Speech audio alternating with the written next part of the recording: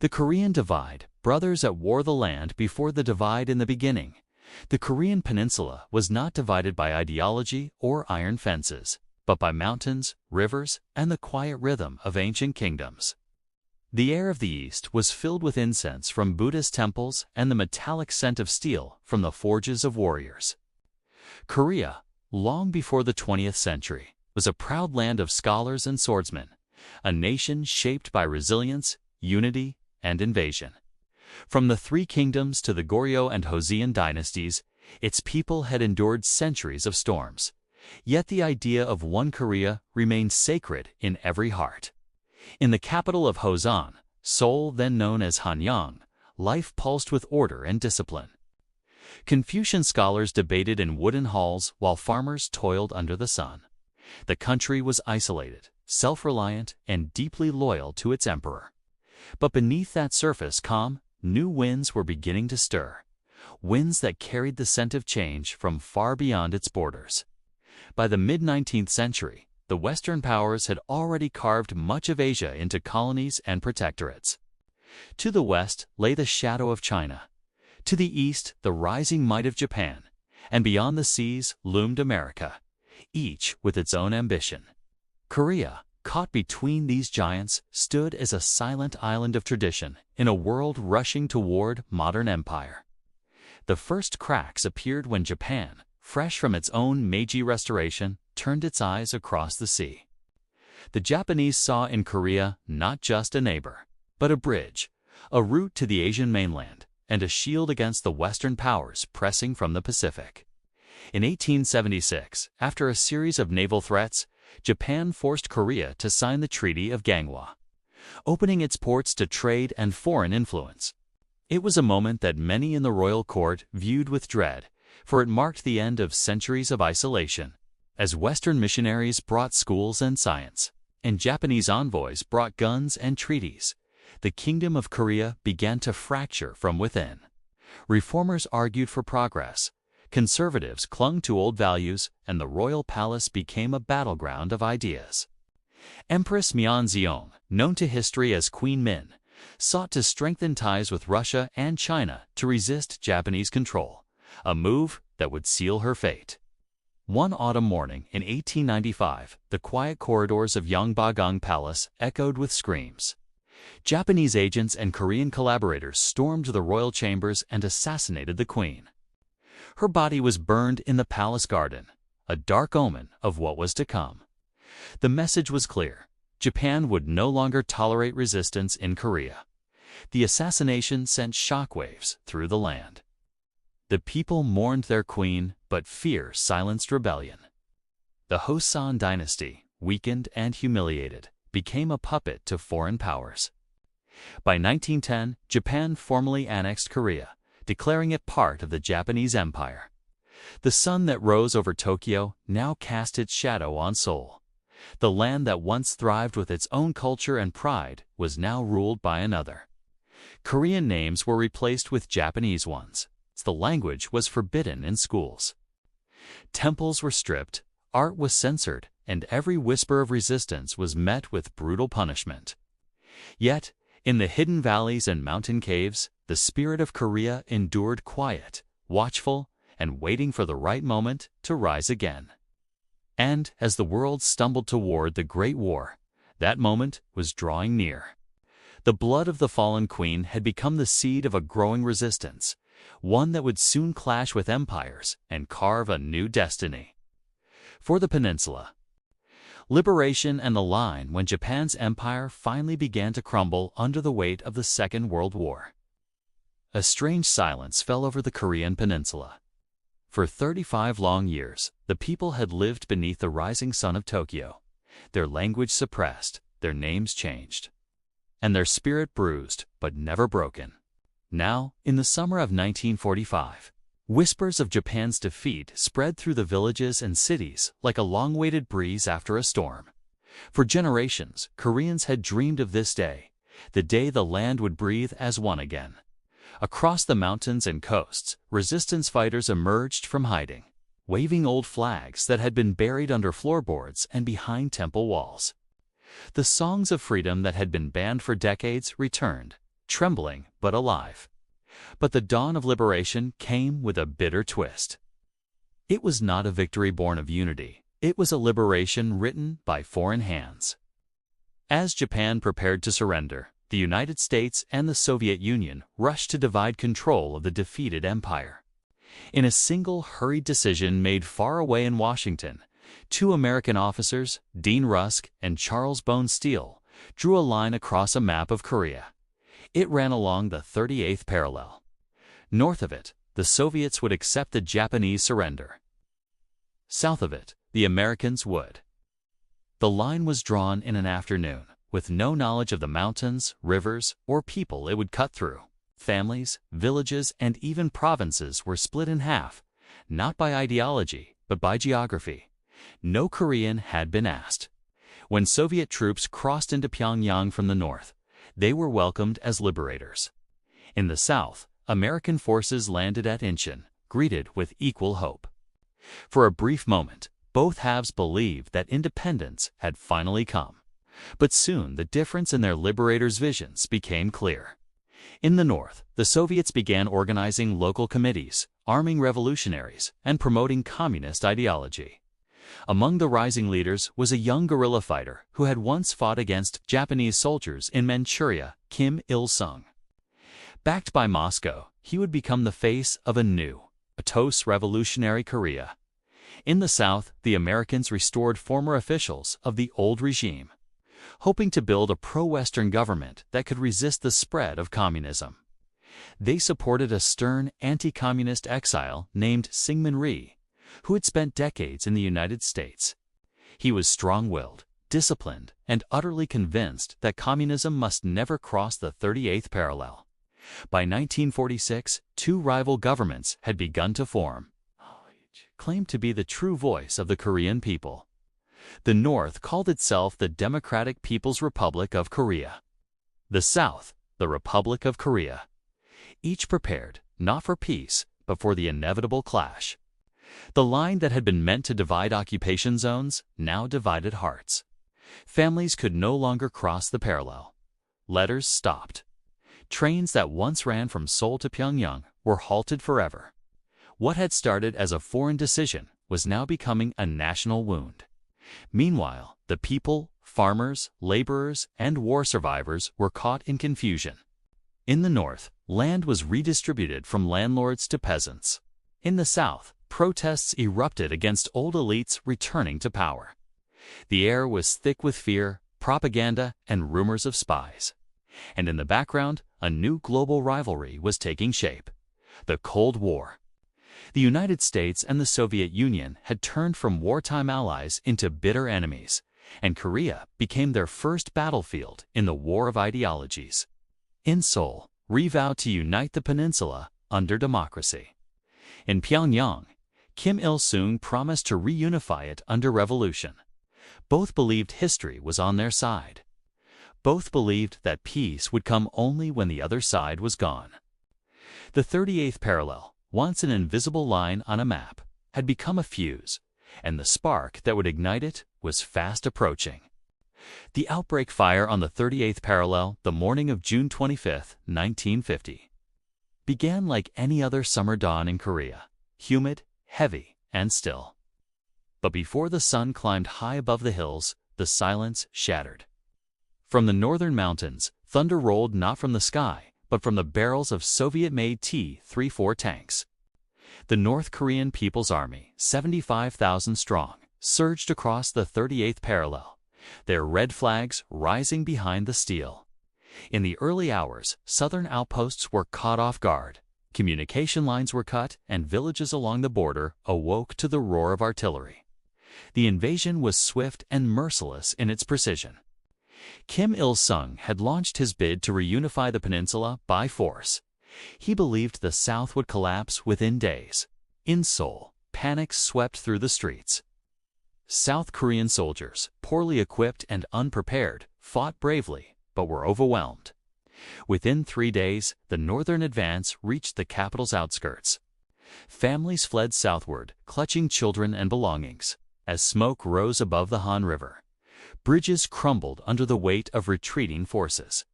By June's end, Seoul had fallen.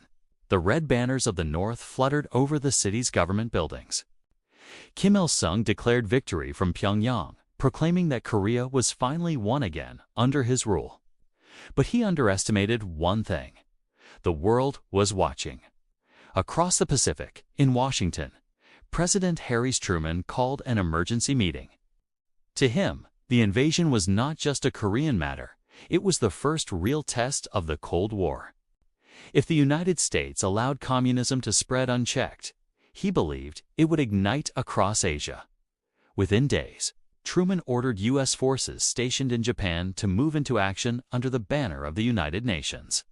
On July 1st, American troops landed at Busan.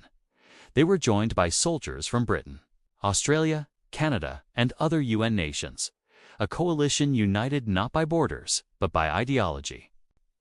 Their mission: repel the invaders and preserve the South.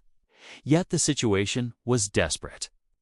The North Korean army pushed relentlessly forward, driving UN and South Korean forces into a shrinking pocket at the southern tip of the peninsula, the Busan perimeter. For weeks, they held the line under constant fire, refusing to yield even an inch. It was a battle of exhaustion, fought in mud, heat, and chaos. Then came the moment that changed everything.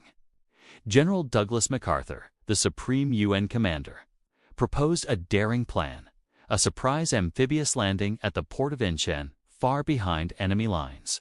Many called it impossible. The tides were treacherous, the channels narrow, and the risks immense.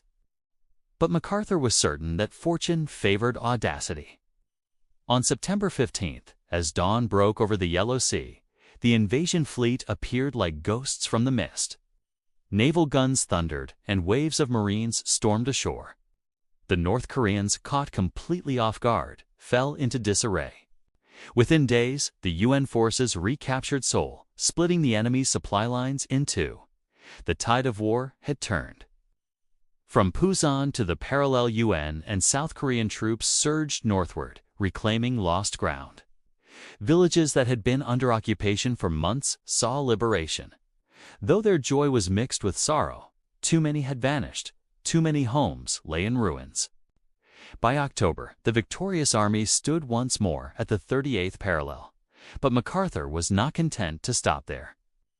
He believed true victory lay in uniting the entire peninsula under one flag, the flag of the South.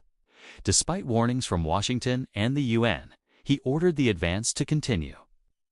The soldiers crossed the line. They entered Pyongyang to cheering crowds and pressed on toward the Yalu River, the border with China. For a brief moment, it seemed as though the dream of reunification would finally come true. But in the shadows beyond the mountains, another army was waiting, silent and unseen. The war that had begun as a civil conflict was about to explode into a global confrontation. The tide turns from the series. The Korean Divide, Brothers at War. Story begins in the autumn of 1950. The tides of war shifted like the winds sweeping across the Yellow Sea, just months earlier. The North Korean People's Army had surged deep into the south, their tanks rolling through broken cities, their banners fluttering over Seoul. But now, from the gray waters near Incheon, a new power had arrived, one that would rewrite the course of the war. General Douglas MacArthur, the old soldier of many battles, had returned to command. With daring precision, he launched the Incheon landing, a bold strike behind enemy lines that few believed could succeed. The tides, the moonlight, and the narrow channels all conspired against him, but fate favored audacity. As the first U.S. Marines stormed the beaches, the surprise was total. Within days, Incheon was liberated, and the North Korean advance was collapsing like a wave receding into the sea. Seoul, the battered heart of Korea, became the symbol of this dramatic reversal. Street by street, house by house, it was retaken in bitter combat. Civilians cheered amid the ruins, tears mixing with the dust of their shattered homes. The South was breathing again, bruised but unbroken. MacArthur's confidence soared. He ordered the United Nations forces to push beyond the 38th parallel, deep into North Korean territory. The goal was no longer just to defend. It was to reunite Korea under one flag. Across the rugged mountains and frostbitten valleys, soldiers marched northward, chasing an enemy that seemed to vanish into the mist. Villages once filled with propaganda banners now echoed with the boots of UN troops.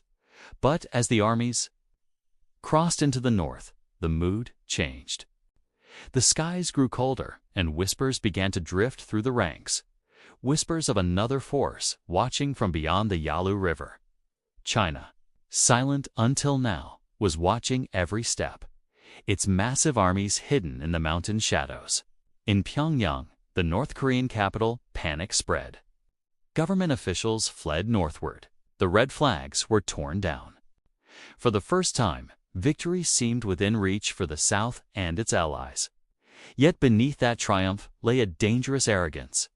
The belief that the enemy was broken, that the war was nearing its end. But in war, endings are rarely what they seem.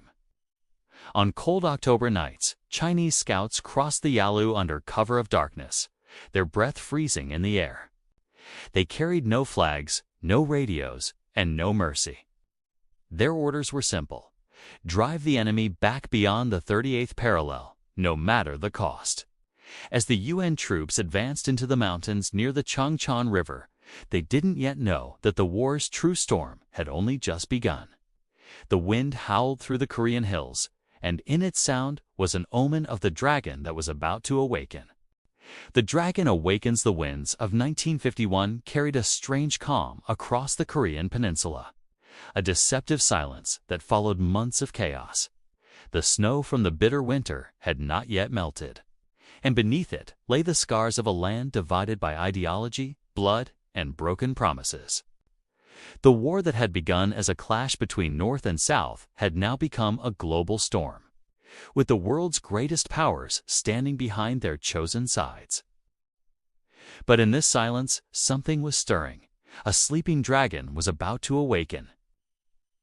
In the north, the Chinese People's Volunteer Army gathered in silence along the frozen hills. They had crossed the Yalu River months earlier, their march lit only by the pale moon and burning villages. Tens of thousands had fallen in the brutal winter battles, yet Beijing was not ready to retreat. Mao Zedong's message was clear: Korea must not fall to the West. His generals, hardened by years of revolution, were preparing one of the largest counteroffensives in modern history. In the South, United Nations forces regrouped, licking their wounds after the brutal engagements near the Chosin Reservoir. General Matthew Ridgway, the man who had taken command after MacArthur's dismissal, studied his maps under dim lamplight in a soul bunker. He was not a man of theatrics, but of calculation. Where MacArthur had seen glory, Ridgway saw the human cost. He knew the Chinese would return, and this time they would come like a storm. Across the shattered valleys, the remnants of Korean villages stood like ghosts of an older time.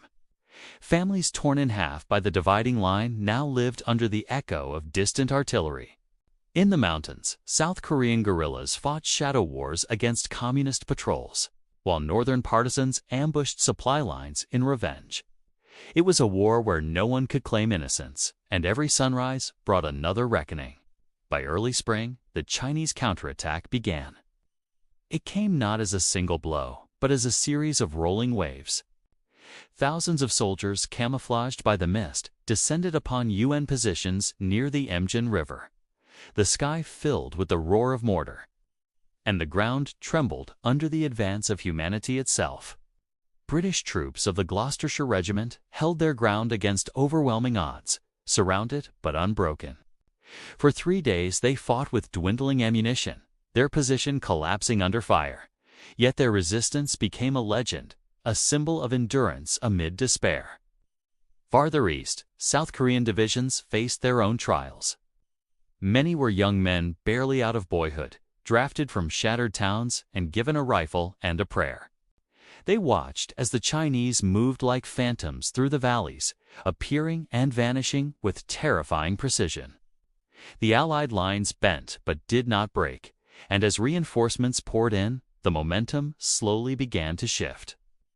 In Tokyo, reports reached Washington. President Truman's cabinet debated the cost of continuing the fight. Could this war be contained? Could peace ever return to this fractured peninsula? But while the diplomats argued, the soldiers bled. For every hill gained, another was lost. For every town liberated, another burned. Korea had become a graveyard of ambitions. General Ridgway, walking through the ruins of a captured village, turned to his staff and said quietly, "We don't win wars by chasing ghosts. We win by holding what matters." It was a new philosophy, one that would slowly change the tide. Instead of chasing the enemy into the northern wilderness, Ridgway focused on fortifying strongholds, improving morale, and rebuilding the broken South Korean army. In the following months, the UN forces launched Operation Killer and Operation Ripper, deliberate, relentless offensives to reclaim lost territory. Inch by inch, hill by hill, they pushed the Chinese and North Korean forces back beyond the 38th parallel. The dragon had awakened in the north, but the lion was stirring in the south. Every explosion on the front line seemed to rewrite the balance of the world itself. Yet behind the headlines, the human cost deepened.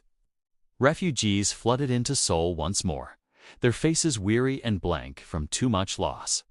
Mothers carried children with eyes too old for their years. Soldiers marched past cities that no longer existed. And the smell of smoke clung to everything. The Korean Peninsula had become a vast wound that no nation could heal. By summer, the front lines had stabilized roughly along the same latitude where the war had begun. The 38th parallel, that invisible scar drawn years earlier by foreign powers, was now a line of trenches, barbed wire, and death. Both sides claimed victory, yet neither could advance. The Chinese army had shown the world its might, and the United Nations had proven its resilience. But in truth, the world had learned a darker lesson, that modern wars no longer end with victory, only exhaustion. In Beijing, Mao's commanders reported success. The enemy had been stopped. But Mao himself, staring at his maps, said quietly, "Success is not survival." He knew what the losses had cost his people. In Seoul, President Syngman re-vowed to reunify Korea, even if it took generations. And in Washington, Truman wrote in his diary, "The dragon has awakened, and we must learn to live beside it." As the summer rains began to fall on the scarred hills of Korea, soldiers dug deeper, both in trenches and in resolve. The war was far from over, but something had changed. The initial chaos had given way to grim calculation, and both sides now understood that this conflict would not be decided by passion or power, but by endurance. The dragon had awakened, and its roar echoed across the world. The frozen battlefields, the winter of 1951, returned with a vengeance, cloaking the Korean Peninsula in an unforgiving silence. The mountains stood like frozen sentinels, their peaks veiled in mist and sorrow. Across the land, soldiers from every corner of the world, Americans, South Koreans, British, Turks, Canadians, and Chinese, dug into the frozen earth, creating trenches that would soon become their graves, their homes, and their only sense of reality. The war had stopped moving, but it had not stopped killing. Snow drifted endlessly over the battle lines. The sound of artillery had grown faint, replaced by the dull rhythm of wind scraping across barbed wire. Men huddled together for warmth in bunkers carved into the hillsides, their breath turning to frost as they spoke of home, of peace, of the lives they once had before the war swallowed them whole. Between the flickering lamps and the trembling cold, the human soul itself seemed to freeze. At the front lines, patrols crept through the dead night, moving like shadows between ghostly trees. Every sounder branch cracking a whisper of boots on snow could mean death. Snipers hid in the white distance, patient as ice, waiting for the faintest silhouette to move. There were no grand offensives now, no sweeping charges, but only small, deadly dances in the dark, fought for nameless hills that changed hands a dozen times and cost hundreds of lives. The hills themselves had names that soldiers gave them out of irony or defiance. Heartbreak Ridge, Bloody Nose Ridge, Pork Chop Hill, places that would be remembered not for victory, but for the endurance of those who refused to die quietly. The Americans called it the static war, but for those on the ground, it was a slow living nightmare. General Ridgway's new strategy had taken hold. He knew he could not push the Chinese and North Koreans back forever, but he could make them bleed for every inch they tried to claim. So the front was fortified layer upon layer of trenches, minefields, and bunkers, creating one of the most fortified lines in modern warfare. The map barely changed for months, yet every day dozens of soldiers fell. In the north, the Chinese army faced the same misery. Supplies ran thin. Frostbite claimed more men than bullets. The soldiers had been promised glory in defending the revolution. But now they fought hunger, exhaustion, and the bitter realization that the mountains cared for no ideology. Still, they pressed on. They were bound not just by orders, but by pride, by the belief that their sacrifice would forge a legacy for generations to come. Among the United Nations troops, life was a fragile rhythm of endurance. Soldiers wrote letters they never sent, sang songs in trenches to keep their sanity, and watched the aurora-like glow of artillery lighting up the sky. The snow turned pink each morning, not from dawn, but from the smoke and dust of another night's bombardment. In Seoul, civilians tried to rebuild amidst the ruins. Markets reopened under shattered roofs, and schoolchildren studied in the shadow of warplanes. Yet every family lived with the same fear: a knock at the door, a siren, a telegram. Across the 38th parallel, propaganda radios whispered promises of peace, while secretly both sides prepared for the next inevitable assault. By early 1952, the world began to tire. The newspapers no longer called it a crisis. It had become a stalemate, a distant thunder most people had learned to ignore. But for those in the trenches, the war had become more personal, more intimate. It was no longer about ideology, it was about survival. In the hills of Punchbowl Valley, an American medic named Paul Raines worked through endless nights, patching shattered bodies with trembling hands. He had long stopped counting how many men he had saved. Once, when asked what kept him going, he said softly, "If I stop, the cold wins."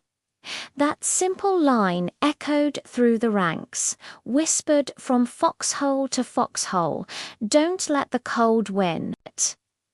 In the opposite trenches, a young Chinese soldier named Liu Feiyi wrote a final letter to his mother.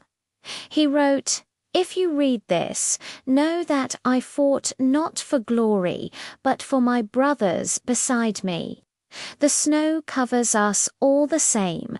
The letter never reached home, but was found decades later, frozen in a tin box buried beneath the battlefield." It became a quiet testament to the humanity buried under politics and pride. Diplomatic talks began in Panmunjom, a small, forgotten village near Kasong. Representatives from both sides sat across a long wooden table, surrounded by soldiers who had fought each other just hours earlier. The peace talks dragged on endlessly, filled with accusations, walkouts, and silence. The war on paper moved slower than the war in the trenches, yet even this fragile attempt at dialogue was enough to spark a flicker of hope. But the fighting didn't stop. It simply changed shape. Small skirmishes erupted nightly as both sides sought to gain small tactical advantages before an armistice could be signed. The soldiers began calling it the waiting war. Every day was a question. Will it end today? Or will we still be here when the next snow falls? By late 1952, the cold had hardened every heart on the peninsula. The rivers froze solid. The air could kill a man in minutes without proper shelter. In that frozen silence, a strange brotherhood grew among enemies, a mutual understanding that both were trapped in the same endless storm. Sometimes, across the lines, soldiers would call out to each other, trading insults or songs in broken languages. For a brief moment, they remembered they were all just men far from home.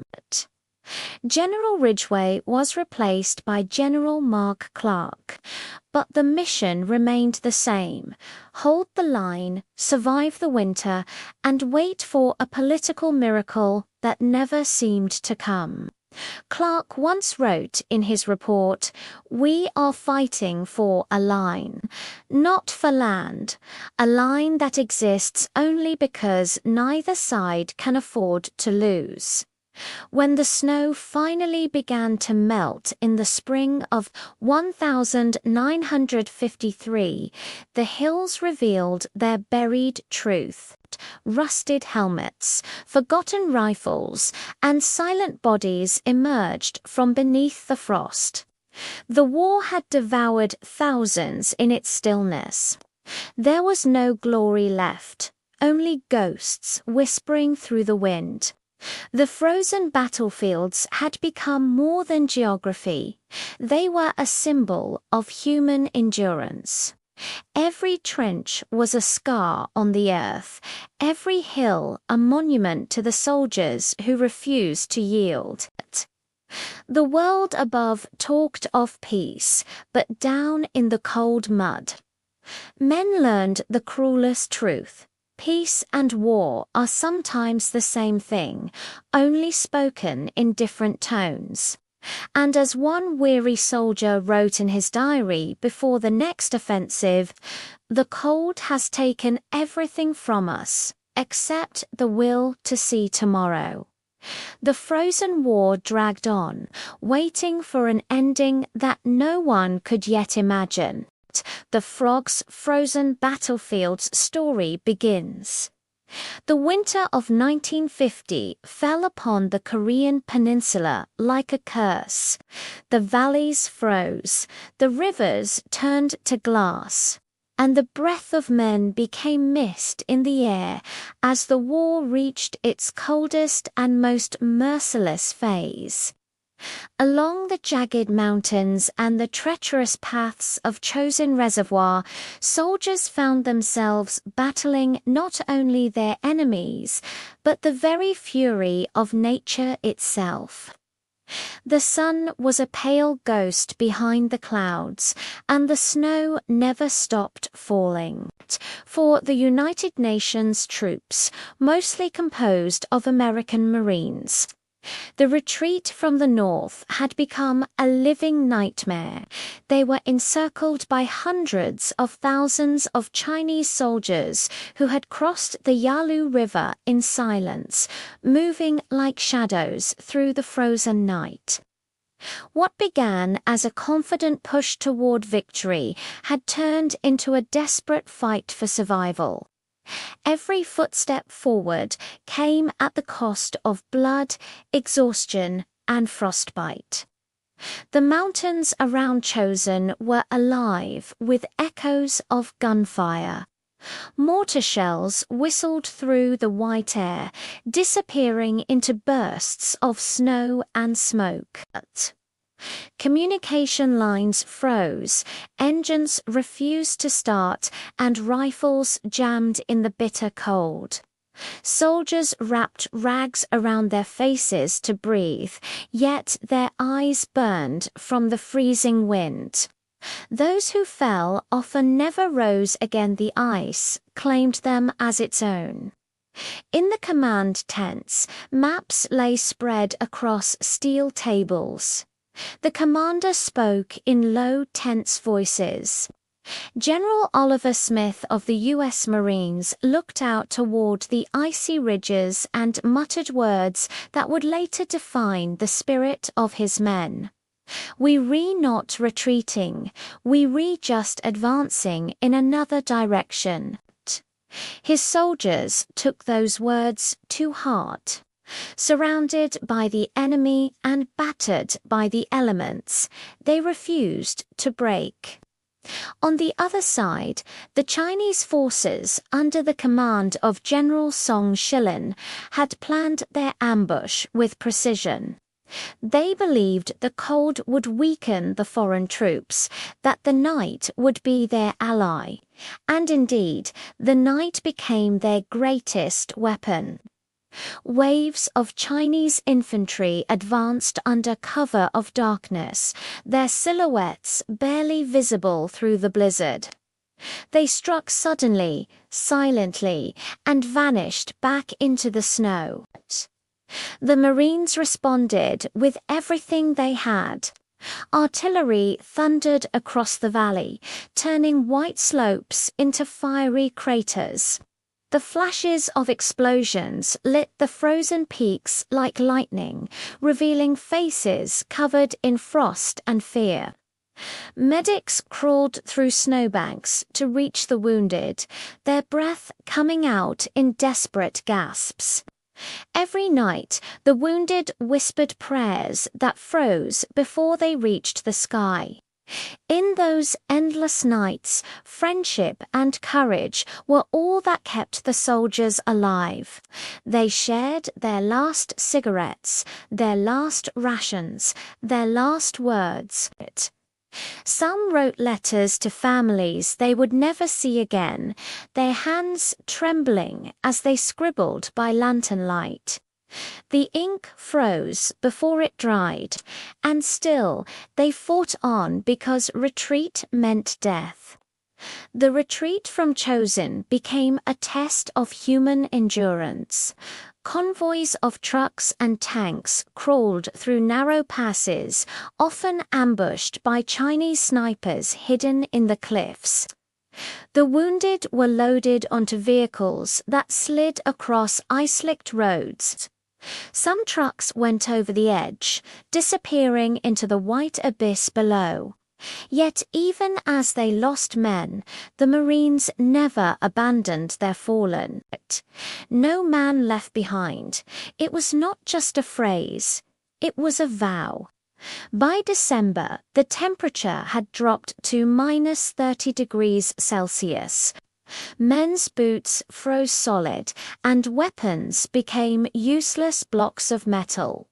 The cold was more ruthless than bullets, but through it all, the UN troops managed to break through the encirclement. Fighting their way south toward Hungnam, they created a corridor of fire and courage that would be remembered for generations. At Hungnam port, ships waited to evacuate the survivors. The scene was a mixture of triumph and tragedy, tens of thousands of soldiers and refugees, huddled together under falling snow, waiting to escape the frozen hell they had endured. Behind them, the mountains burned with the fires of war. Ahead of them lay the uncertain hope of survival. When the last Marine stepped aboard, he looked back at the land that had cost so many lives and whispered into the cold wind for those who stayed behind. The sea carried them away, but the memory of that frozen battle would remain etched into history. The Battle of Chosin Reservoir was not merely a clash of armies, it was a symbol of endurance, sacrifice, and the will to fight even when the world itself seemed to turn against you. For both sides, victory came at an unbearable cost. The snow melted months later, revealing what winter had hidden, but the scars of that battlefield never faded. The Korean Peninsula, divided by ideology and blood, now carried another wound, one carved by ice, courage, and sorrow. The soldiers who fought there would never forget the sound of boots crunching on snow, the flicker of fire in the blizzard, or the silence that followed each battle.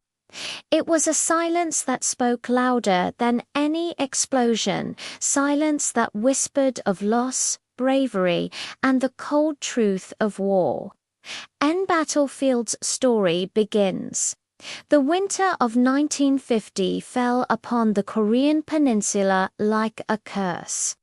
The valleys froze, the rivers turned to glass, and the breath of men became mist in the air as the war reached its coldest and most merciless phase. Along the jagged mountains and the treacherous paths of Chosin Reservoir, soldiers found themselves battling not only their enemies, but the very fury of nature itself. The sun was a pale ghost behind the clouds, and the snow never stopped falling. For the United Nations troops, mostly composed of American Marines, the retreat from the north had become a living nightmare. They were encircled by hundreds of thousands of Chinese soldiers who had crossed the Yalu River in silence, moving like shadows through the frozen night. What began as a confident push toward victory had turned into a desperate fight for survival. Every footstep forward came at the cost of blood, exhaustion, and frostbite. The mountains around Chosin were alive with echoes of gunfire. Mortar shells whistled through the white air, disappearing into bursts of snow and smoke. Communication lines froze, engines refused to start, and rifles jammed in the bitter cold. Soldiers wrapped rags around their faces to breathe, yet their eyes burned from the freezing wind. Those who fell often never rose again. The ice claimed them as its own. In the command tents, maps lay spread across steel tables. The commanders spoke in low, tense voices. General Oliver Smith of the U.S. Marines looked out toward the icy ridges and muttered words that would later define the spirit of his men. "We re not retreating, we re just advancing in another direction." His soldiers took those words to heart. Surrounded by the enemy and battered by the elements, they refused to break. On the other side, the Chinese forces, under the command of General Song Shilan, had planned their ambush with precision. They believed the cold would weaken the foreign troops, that the night would be their ally. And indeed, the night became their greatest weapon. Waves of Chinese infantry advanced under cover of darkness, their silhouettes barely visible through the blizzard. They struck suddenly, silently, and vanished back into the snow. The Marines responded with everything they had.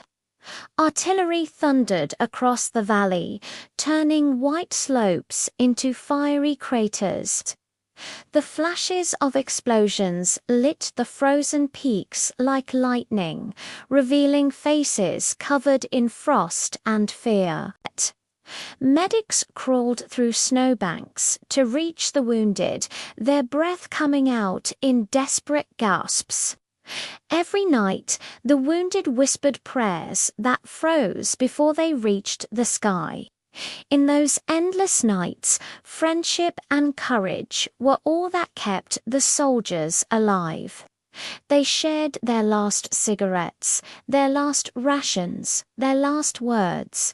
Some wrote letters to families they would never see again, their hands trembling as they scribbled by lantern light. The ink froze before it dried.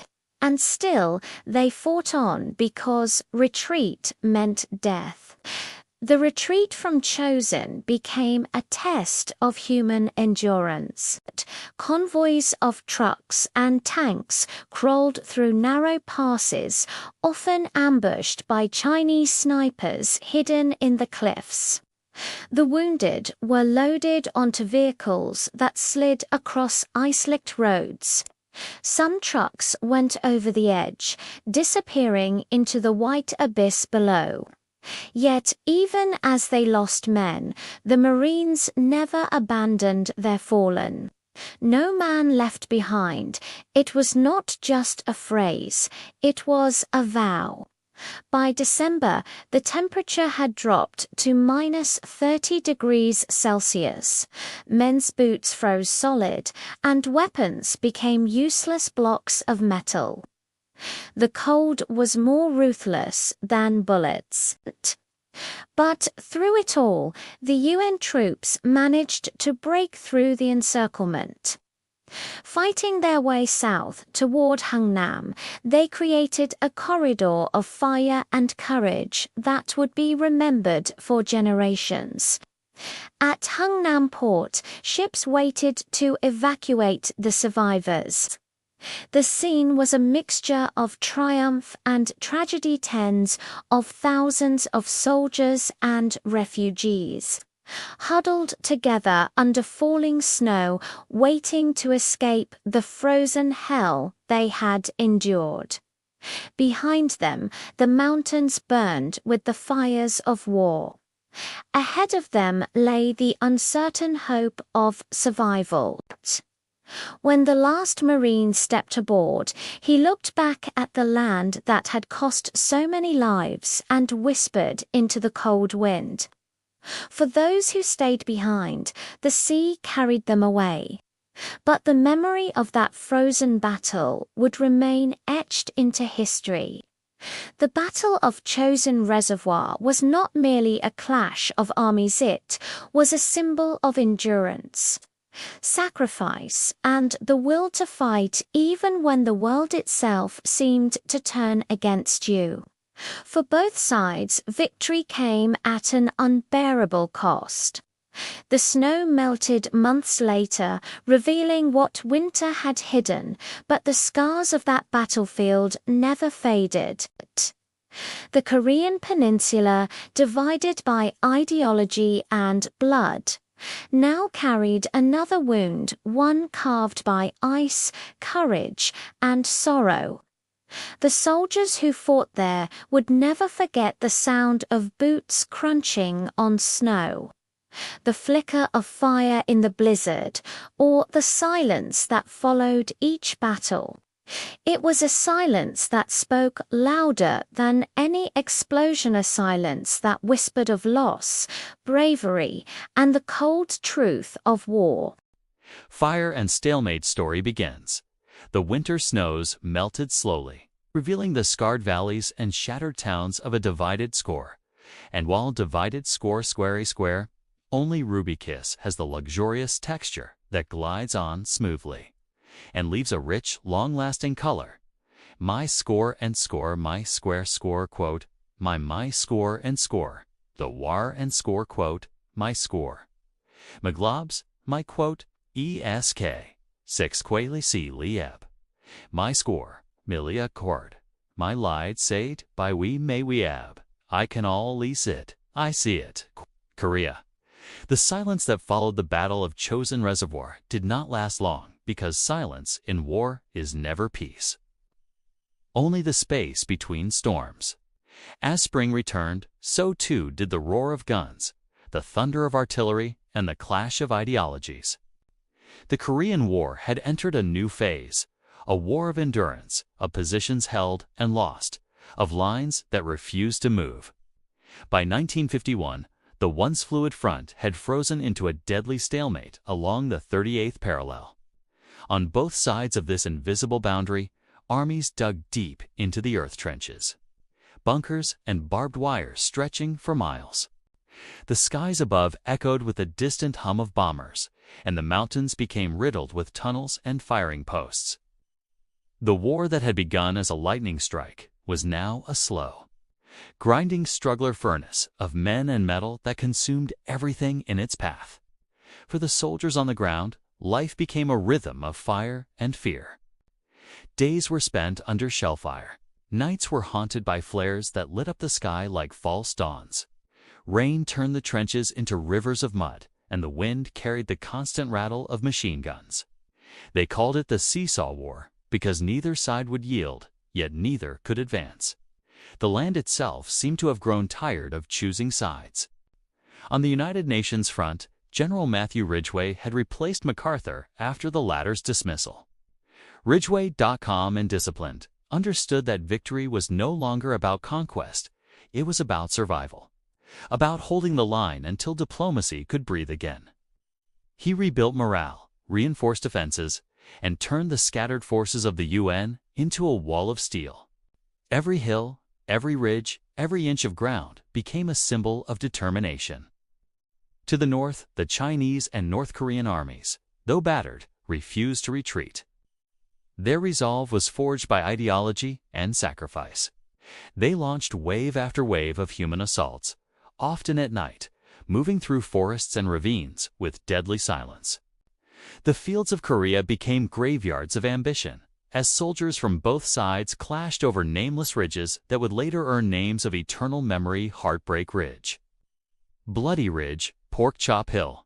Each of these places became its own inferno.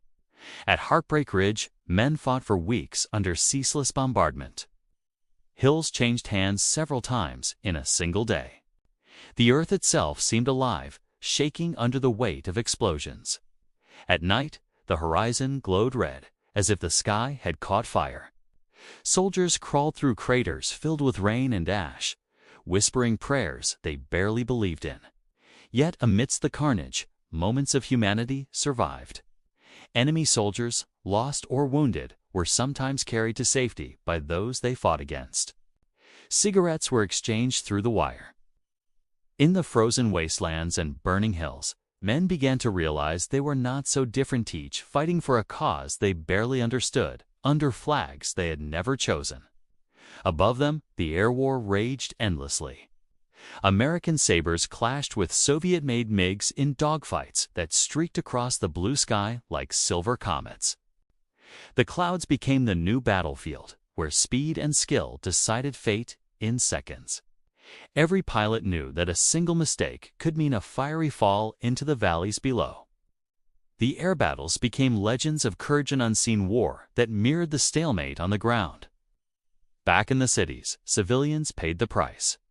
Villages were bombed and rebuilt, only to be destroyed again. Families wandered from one side of the front to the other, searching for lost loved ones, unsure which nation they belonged to anymore. The children of Korea grew up to the sound of sirens and the sight of tanks rolling through their fields. The war had consumed not just soldiers, but generations. By 1952, both sides began to feel the exhaustion. Supplies grew scarce. Soldiers fought not just the enemy, but hunger, disease, and despair. The front lines barely moved, yet the casualties rose by thousands each month. The peace talks began in the village of Panmunjom, small place that would soon become a symbol of hope amid devastation. But hope came slowly, and every word spoken across that negotiation table was drowned out by the sound of artillery in the distance. As months turned to years, the Korean War became a paradox, a war that burned like fire but refused to end. A conflict where no victory was clear, and every loss felt the same. The land that had once been united under one flag was now scarred by trenches, barbed wire, and distrust. In the summer of 1953, as the negotiations dragged on, one veteran wrote in his diary, "We fight for hills that mean nothing. We die for maps that never change." That sentence captured the essence of the war, a furnace of futility, where bravery and suffering became indistinguishable. Still, amidst the smoke and stalemate, both sides clung to the belief that endurance itself was victory.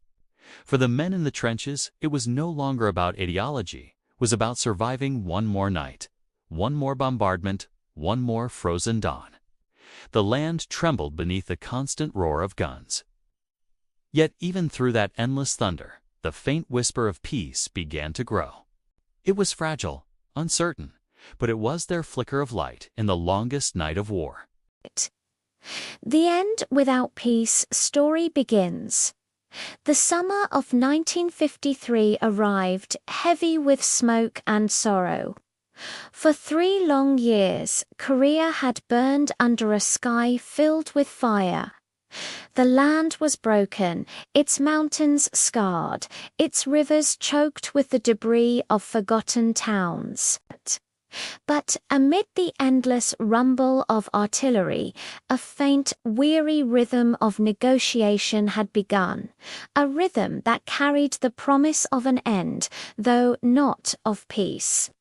In Panmunjom, a small village on the border, soldiers and diplomats sat across from one another in tents of faded canvas. The air inside was tense and heavy with mistrust, but every word was weighed like gunpowder. The talks had dragged on for months about borders, prisoners of war, and the fragile lines that would divide a nation forever. While the generals argued, soldiers still died, and the hills still burned.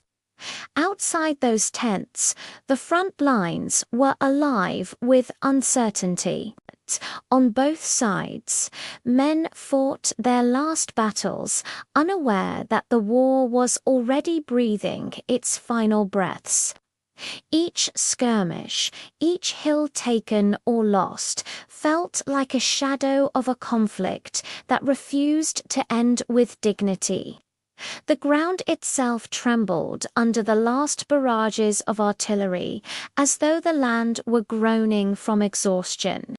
For the United Nations and South Korean forces, the order was simple yet cruel. Hold the line, no matter what.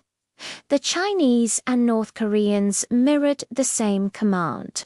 Both sides had stopped fighting for victory. They fought now to avoid humiliation. The trenches became monuments of stubborn pride, filled with soldiers who had long forgotten why they were there. On a nameless ridge near the Western Front, an American platoon huddled inside their foxholes as shells screamed overhead. Private Thompson wrote a final letter to his mother.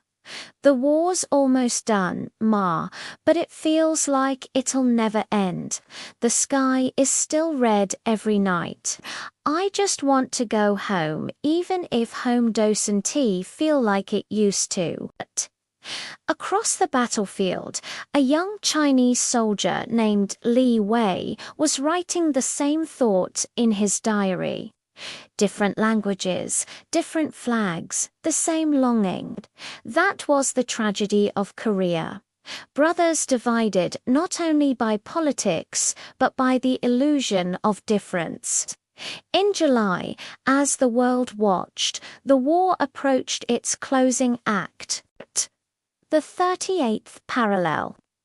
Once a simple line on a map was now the most fortified border on Earth. Millions had died or vanished because of it. Cities were rubble, villages were ash. Yet in Panmunjom, a piece of paper awaited signatures, an armistice that would not end the war but merely freeze it in time. When the day came, July 27, 1953, the morning dawned strangely quiet. The guns that had roared for 3 years fell silent. The air smelled of rain and cordite. Soldiers stood from their trenches, unsure if it was truly over.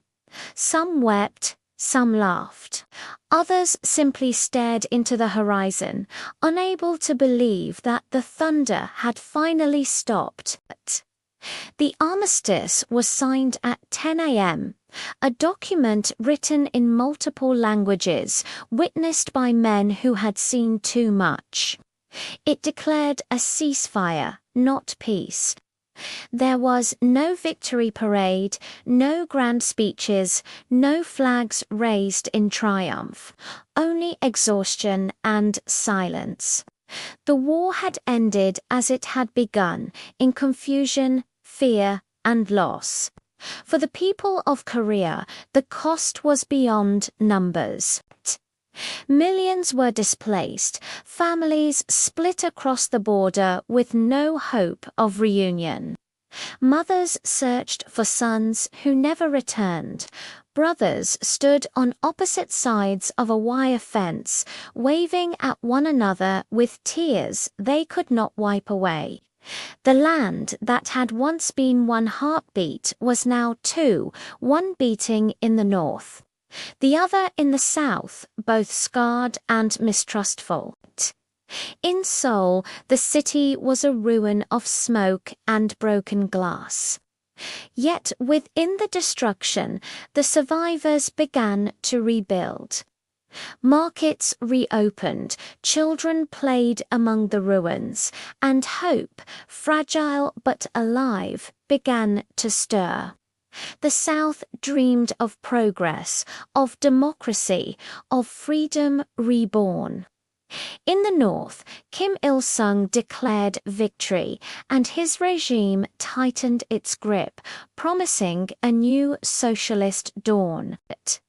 But behind those promises, hunger and silence grew. The armistice created a new kind of battlefield, one of ideology and propaganda. The Cold War had already stretched its shadow over Asia, and Korea became its front line. Soldiers were replaced by spies, guns by microphones, bombs by speeches. The war was over, but the world had only stepped into a colder, quieter kind of conflict. Even today, the scar of that war remains the demilitarized zone, a strip of land that divides families, memories, and futures. It is both a grave and a warning. Birds fly freely over it, but men cannot cross. It stands as a silent witness to a war that never truly ended. As dusk fell over Korea on that July evening, a soldier looked at the horizon and whispered, "If peace means silence, then we have peace." But silence is not peace. His words echoed across the hills, fading into the darkness that had watched the war begin and now watched it end. The Korean War left no victors, only survivors. And in their hearts, the fire still burned, the fire of loss, of longing, and of the hope that someday the peninsula would heal. bros still apart? Where are you watching from? Tell us in the comments. And don't forget to like, share, and subscribe to the Hour of War. The snow over the Korean Peninsula had long melted, but the ice between its two halves never did. After 3 years of bitter conflict, the guns had gone silent, yet the air still trembled with the echoes of artillery and the unspoken grief of millions. Soldiers went home, but many homes had already vanished, burned into the soil by fire and fury. It was July 1953 when the armistice was signed at Panmunjom. Not peace, not reconciliation, but merely the decision to stop killing. The line that was once drawn hastily across maps in Washington and Moscow had now become real, carved into the earth with blood, separation, and memory. The 38th parallel was no longer an idea. It was a scar, stretching across mountains, rivers, and hearts. In the south, Seoul was a broken city trying to remember its name. Entire districts were nothing more than ruins. Yet, among the ashes, markets began to reopen. The people, carrying the weight of what they had lost, learned to live again. American aid poured in.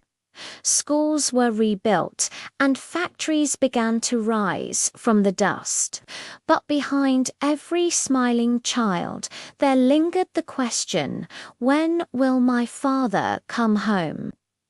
In the north, Pyongyang too stood rebuilt, though in iron and fear. The statues of Kim Il-sung rose over wide avenues, and banners declared a new dawn of victory and revolution. Yet beneath the banners, there was silence. The silence of those who remembered the nights of bombings, when the skies turned red and entire villages vanished without a sound. The armistice had created the demilitarized zone, a cruel irony, a peaceful strip lined with barbed wire, landmines, and guards staring at one another through binoculars. There, the war had not ended. It had merely paused, frozen in time. Birds could fly across it, but brothers could not. Among those brothers was Lieutenant Han Jun, once a proud soldier of the South. He had fought from Busan to the Yalu River, believing that victory meant unity. But victory never came. His brother, Min Jun, had vanished in the chaos, believed to have fought for the North after being conscripted by force. For years, Han Jun stood guard near the DMZ, his rifle aimed at the horizon where his brother's homeland began. Each night, he looked across the fog, wondering if Min Jun too stood on the other side, holding a gun that pointed toward him. The war had turned them into enemies, yet neither had chosen it. In Pyongyang, Min Jun lived under the new regime's shadow. He wore the uniform of the People's Army, but his heart carried the memory of his mother's voice, calling them both home. When the ceasefire came, he too stood near the border, not as a soldier now, but as a man watching the past dissolve into mist.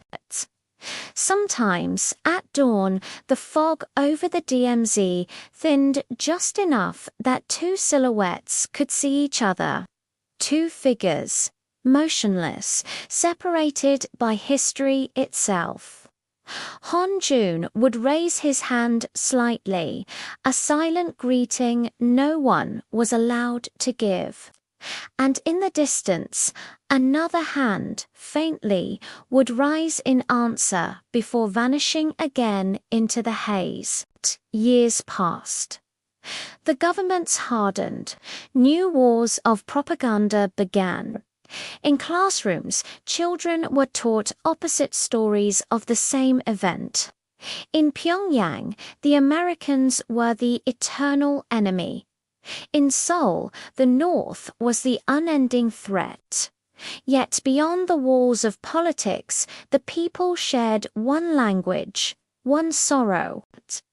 Families met in brief.